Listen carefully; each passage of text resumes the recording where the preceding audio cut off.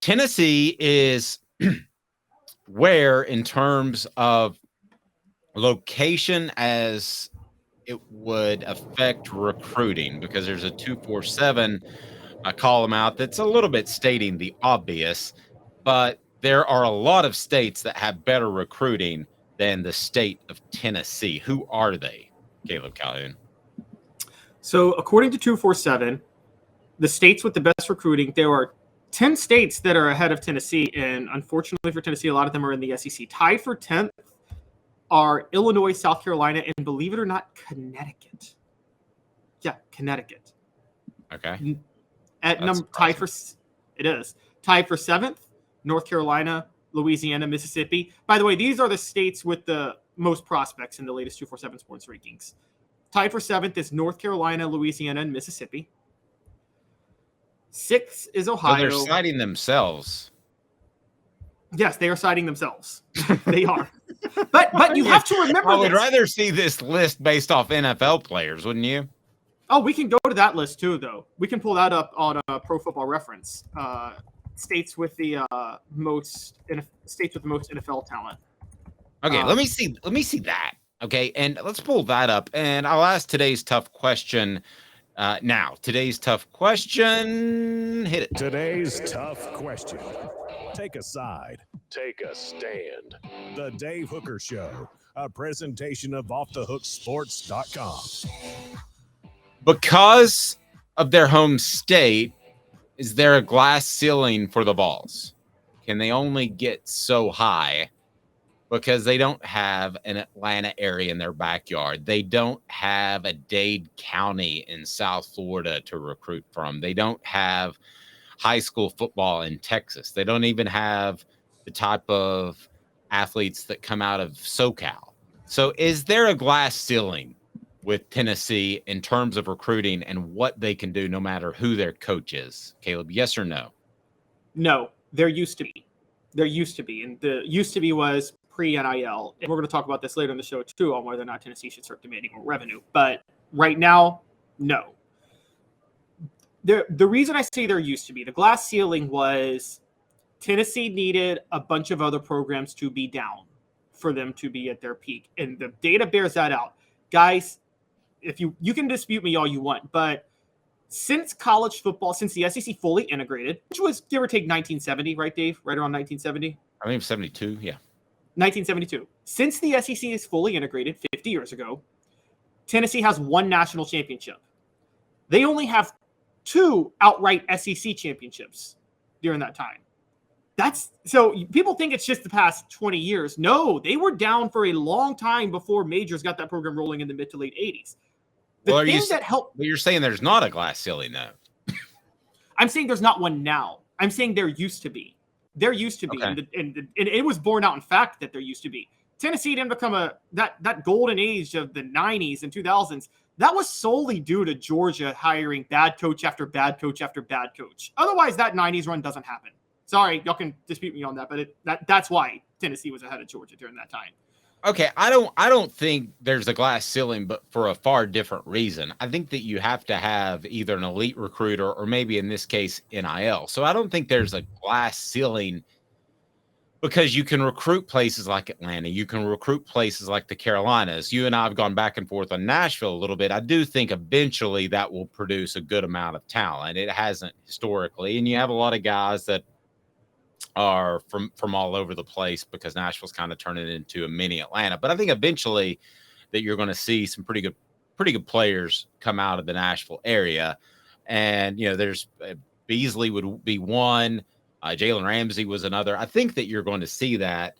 But the reason that I think that if there's a glass ceiling at all is because there's only so many uber elite recruiters. And I consider Philip Fulmer to be one of those. And there was a great story that we'll talk about on the Celebrate 98 series. It's going to have Sean Ellis, but I was visiting with Dion Grant about the Celebrate 98 series. And Philip Fulmer was the only person that would go into his home, the only head coach that went into his home because it was in the projects. So you have to have somebody that is that dedicated to recruiting. Where on the flip side, Derek Dooley didn't go to one high school football game his entire time at Tennessee.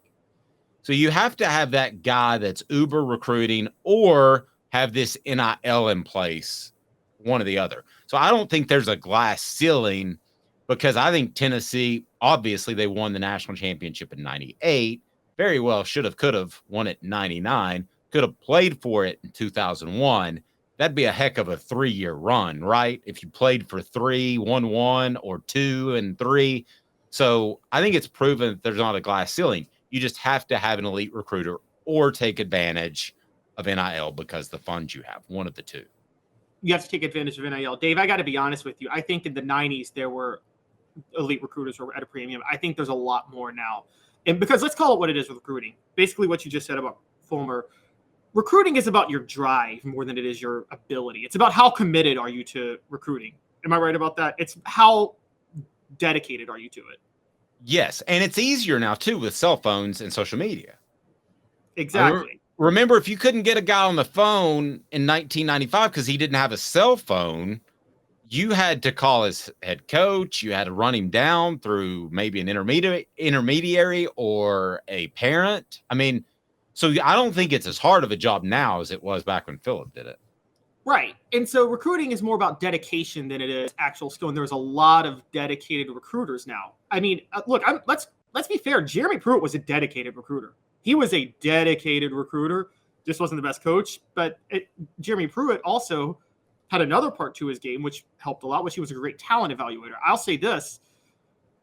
The best talent evaluator of any coach post Philip Fulmer was Jeremy Pruitt, and he may have been a better evaluator than Fulmer was. I would say one of the things he mentioned, though, I don't know if you know this, Pruitt didn't even try for Nashville that much. He said, he told a guy I know in Atlanta, a guy who runs a podcast in Atlanta off camera one time, he said, the only place where I can get elite talent in Tennessee is Memphis, and I have to compete with a bunch of other schools from Memphis because that's not really a Tennessee pipeline.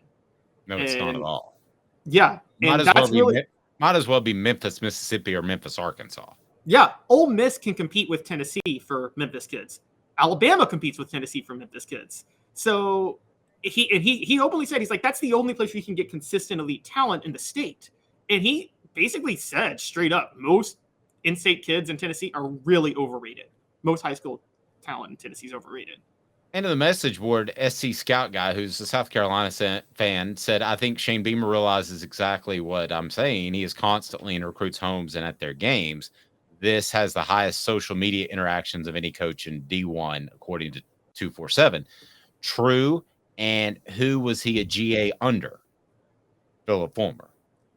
Also, I think it's something to be concerned about. And that's why we brought up the Beamer versus Heupel. And I would say this to any South Carolina fan. Would I take Heupel right now? Yes. Do I feel as confident as I did before the way South Carolina finished? No.